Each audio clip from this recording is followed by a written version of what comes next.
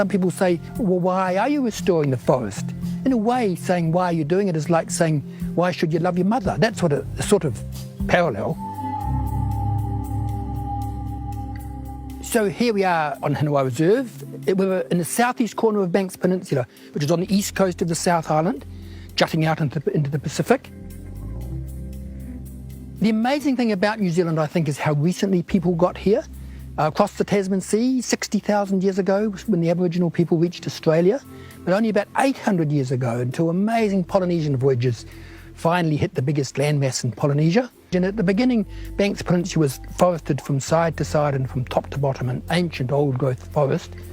Both Māori and European settlement had a huge impact on the forest, so by 1900, less than 1% of the old-growth forest was left.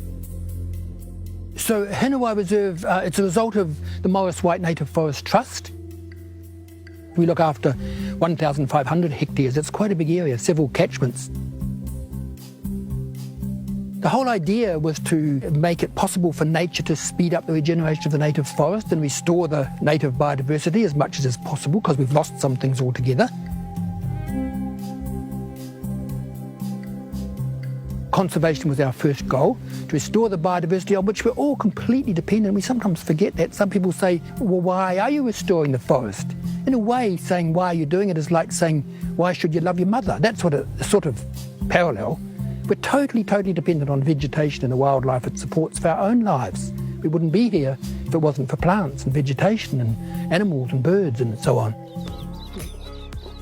You can't meet Hugh and not just like him.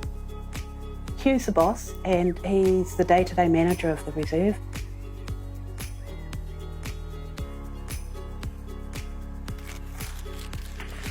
He gets up every day, he has the same routine and he goes to work. And work is hard.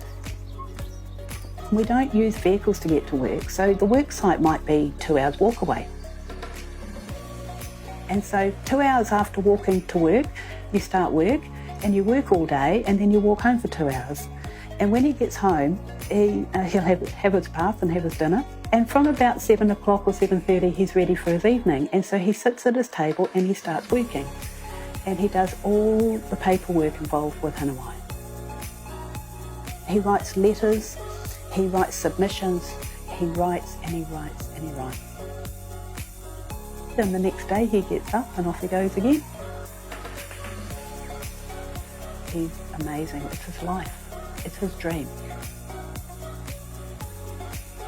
People have an inflated opinion of what Homo sapiens is capable of.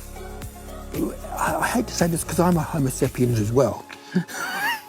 But we're really good at damaging things. We're not all that good at putting things right. But all the serious work of natural regeneration of native forest and wildlife has been done by nature. People say to us, oh, you're planting all this forest back. And it's a sensible sounding question, but really if we were planting this forest back, we'd never do it.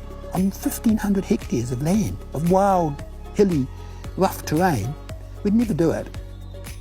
Nature has planted the forest back in totally ecologically appropriate and scientifically interesting ways. I think the community now, by and large, is absolutely in support of Hinawai. We realised that the way farming was done over the years had to be changed, and I think from what Hugh has done has helped people realise that it can be done in a good way. So if people can look at Hinawai and say, gosh, this is succeeding in lovely ways, I'll do something in my own little corner of the world that draws some sort of inspiration from there, I'd be delighted with that. It's never been our intention. Our intention was just to do the right thing in this corner of the world. But if that's repeated over and over and over again, well, the possibilities are immense. The problems are immense, but the solutions are immense too.